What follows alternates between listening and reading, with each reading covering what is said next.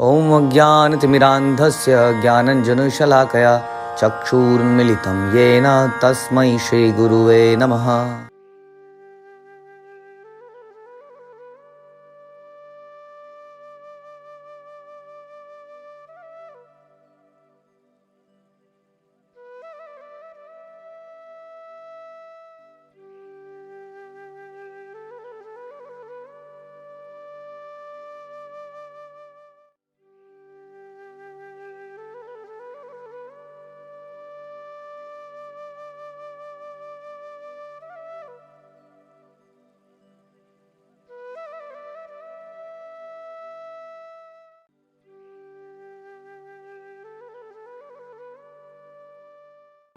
तो अर्जुन का प्रश्न था कि जो लोग शास्त्रों के नियमों का पालन नहीं कर रहे हैं लेकिन पूजा पाठ जरूर कर रहे हैं अपनी कल्पना के अनुसार, यतो मत ततो पथ, उनकी स्थिति कौन सी है। कुछ दिन पहले ये प्रश्न बड़ा फेमस हुआ था, यतो मत ततो पथ।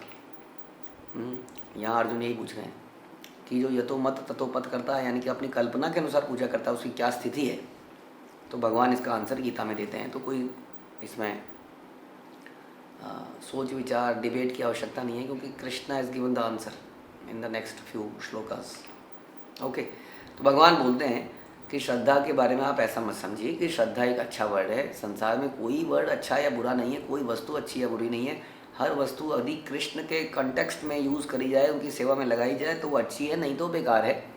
हमने पहले कई बार सुना है कि क्रोध भी अच्छा है यदि कृष्ण की सेवा में लगाया जाए, आलस्य भी अच्छा है यदि इंजॉयमेंट करते हुए हमारे अंदर आलस्य आ जाए, है ना। इस प्रकार से हर वस्तु अच्छी या बुरी हो सकती है।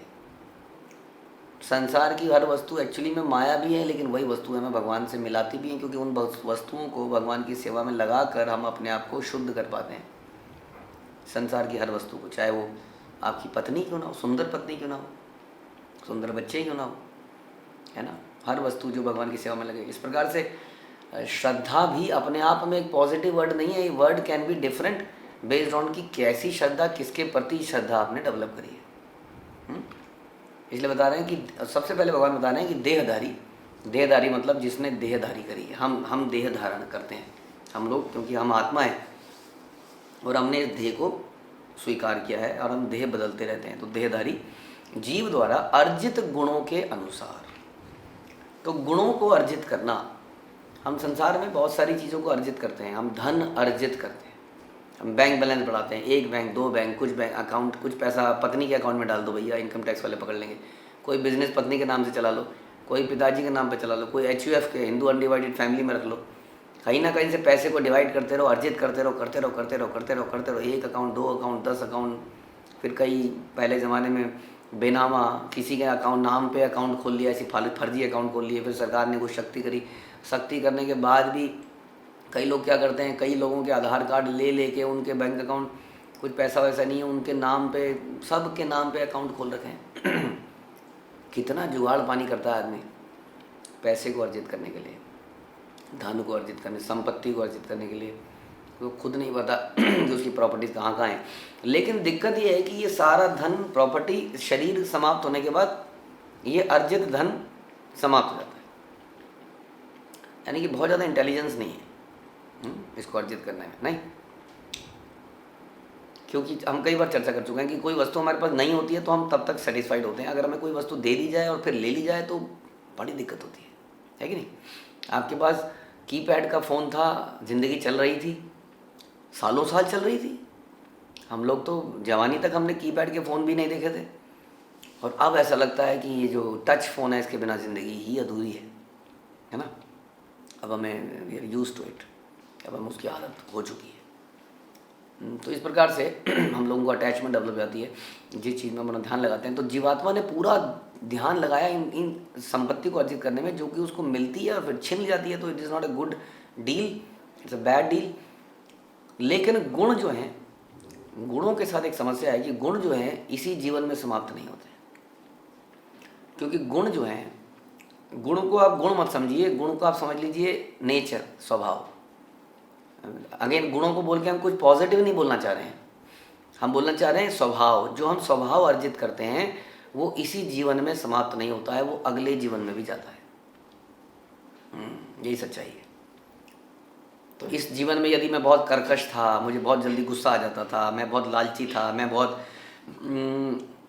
लस्टी डिज़ायर वाला व्यक्ति था, तो अगले जीवन में भी मैं उसी तरह के नेचर के साथ आगे जाऊंगा।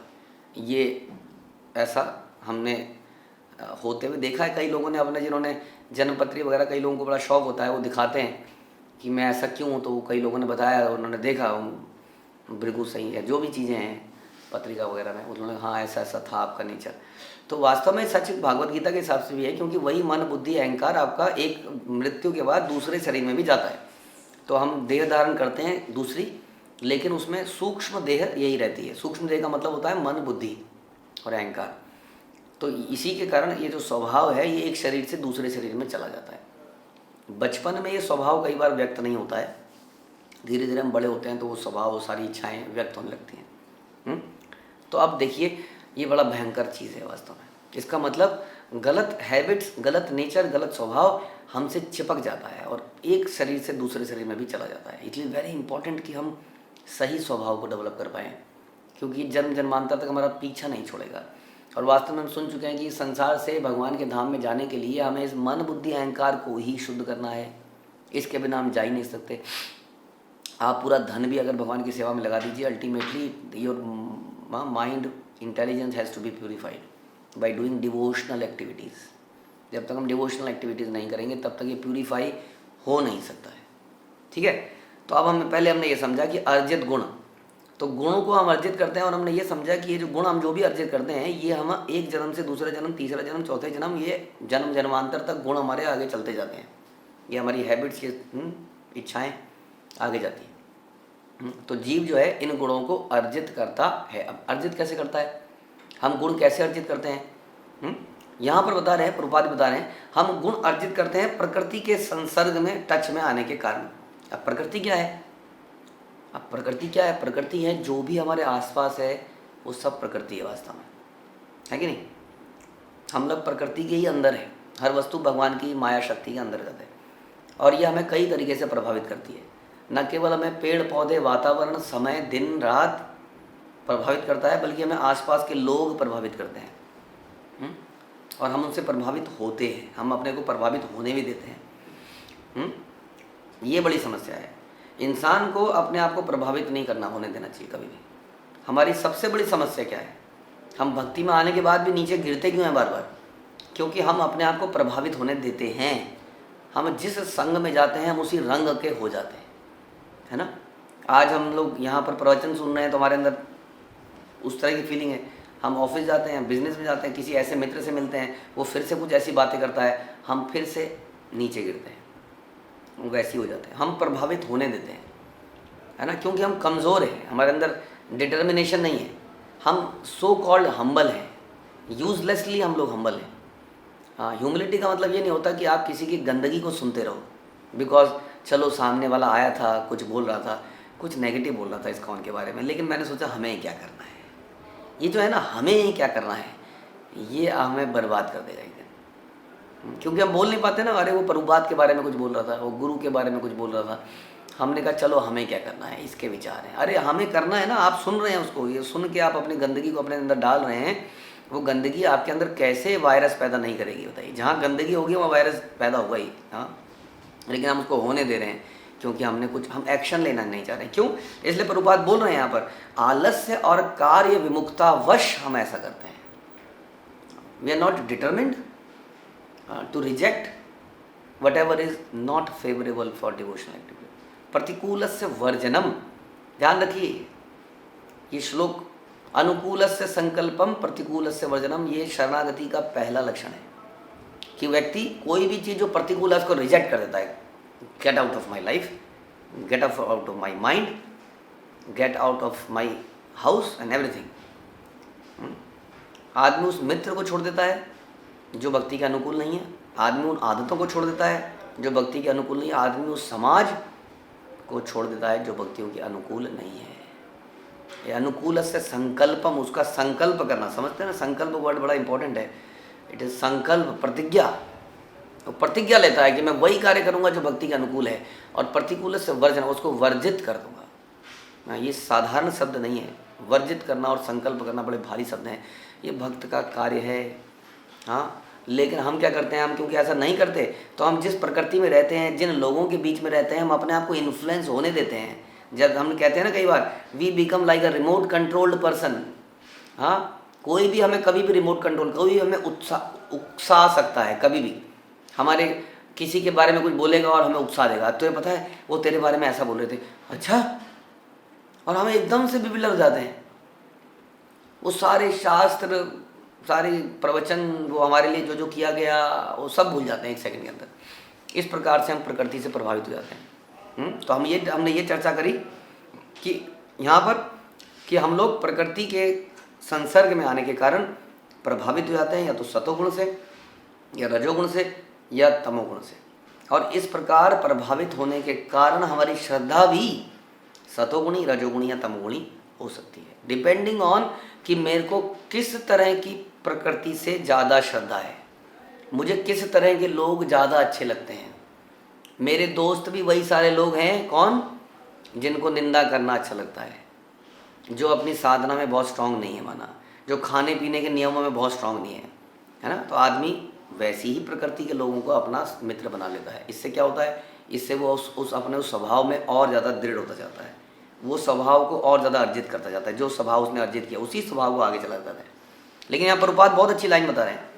हाँ, सबसे पहले तो प्रभुपाद कह रहे हैं कि जो लोग शास्त्रों के विधि विधानों को जानते हैं लेकिन आलस्य या कार्य विमुक्तावश का पालन नहीं करते, वो प्रकृति के गुणों द्वारा शासित हो जाते हैं।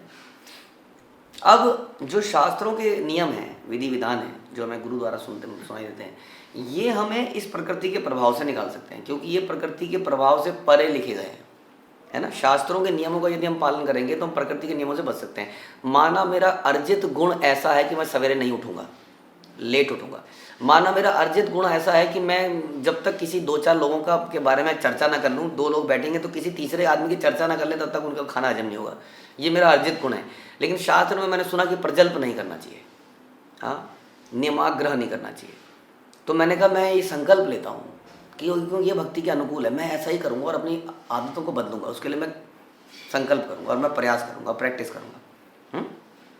अगर वो ऐसा दृढ़ता करता है तो वो अपने इस अर्जित गुण को धो सकता है। नहीं तो क्या होगा, प्रभुपाद कह रहे हैं, लेकिन आलस्य, कार्य विमुक्तावश, क्योंकि इसके लिए मेहनत करनी पड़ती है, हम ऐसा नहीं करते, पालन नहीं करते, तो प्रकृति के गुणों द्वारा जो अर्जित गुण हैं, ऑब्वियसली जिस तरह के हमारा नेचर है, फिर हम नेचर से बद्ध होकर कार्य करते हैं, है ना। कई बार होता है ना कि हम करना नहीं चाह रहे हैं लेकिन फिर भी वही कार्य कर रहे हैं, क्योंकि हमें हैबिट हो चुकी है। हैबिट क्या है, हैबिट की बात कर रहे हैं यहाँ पर। ये अर्जित गुण क्या है, ये अर्जित गुण हमारे हैबिट्स हैं, हैबिट्स। लेकिन जो आदमी गुरु परंपरा शास्त्र को सुन के वो फॉलो करता है, वो अपनी हैबिट्स को छोड़ देता है, जैसे कि कई सारे लोगों ने यहाँ छोड़ा। तो यहाँ पर ये बता रहे हैं, आगे बता रहे हैं, लेकिन प्रभुपाद कह रहे हैं, लेकिन यदि कोई प्रमाणिक गुरु की संगति करता है और उसके तथा शास्त्रों के विधि विधानों का पालन करता है, तो वह उसकी मनोवृत्ति बदल सकती है। ये सबसे इंपॉर्टेंट पॉइंट है। गुरु के संगति करना किसको कहते हैं? गुरु की संगति करना कहते हैं कि गुरु की बातों को मानना, चाहे वो कितनी विपरीत लगे, मेरे नेचर से बिल्कुल डिफरेंट है, लेकिन यही करना है, तभी आप इस मुसीबत से बच पाओगे, इस हैबिट से। अपनी जो हमारी हैबिट अर्जित गुण है, जो कि गलत है। अगर हमारे अर्जित गुण अच्छे होते तो आज हम यहाँ थोड़ी होते, है ना। कुछ तो समस्या है हमारे अर्जित गुणों में, लेकिन हम मानते नहीं है बात, क्योंकि हमें कई बार बड़ी एक्सट्रीमिस्ट लगती हैं। नहीं, ये कैसे हो पाएगा, ये तो नहीं हो पाएगा। फिर कोई दूसरा मिलता है, हाँ ये थोड़ी हो, आज का लेक्चर सुना, हाँ सुना, क्या बोल रहे थे वो, ऐसा हो सकता है क्या? हाँ, बोलने वाला बोलेगा, हम सुन रहे हैं, हो गया, काम हो गया आपका, फिनिश्ड, यू आर फिनिश्ड। कुछ नहीं कर पाएंगे, यही समस्या है हमारी। तो हम एस्केप रूट ढूंढते हैं, व्हाट इज़ द, कहाँ से बच के निकला जाए, बच के। कई लोग कहते हैं कि पतली गली से भगवान के धाम में जाना है, कई लोग कहते हैं पतली गली से इन लोगों के चक्कर से निकल जाना है, फंस जाएंगे नहीं तो। तो ऐसा सोचने के कारण हमारे अर्जित गुण हमेशा हमें प्रभावित करते रहते हैं, और हम सारी हमारी श्रद्धा तमोगुणी या रजोगुणी ही बनी रहती है। जब हम गुरु साधु शास्त्र की बात को एज इट इज़ फॉलो करते हैं, विद डिटर्मिनेशन, संकल्प के साथ, और प्रतिकूल को वर्जित करते हैं संकल्प के साथ, तब क्या होता है, तब हम अपने अर्जित गुण के विपरीत कार्य करते हैं। हम में से कितने ऐसे लोग थे जो नहाते नहीं थे रोज, तो रोज सवेरे उठने का मतलब ही नहीं है 6-7 बजे से पहले, लेकिन आज वो उस अर्जित गुण को क्रॉस कर पाए क्योंकि उन्होंने गुरु और शास्त्र पर कंप्लीट सरेंडर किया, श्रद्धा करी, इसलिए आज इस अर्जित गुण को वो अर्जित अवगुण कहिए, इसको ओवरकम कम कर पाए। इस तरह से हैबिट्स को ओवरकम किया जा सकता है, इस तरह से हम सतोगुण की स्थिति में आ सकते हैं। यही प्रभुपाद यहाँ बता रहे हैं और इसके बारे में भगवान बहुत डिटेल में अगले श्लोकों में बताएंगे। हरे कृष्णा। श्रील प्रभुपाद की जय, भगवद गीता की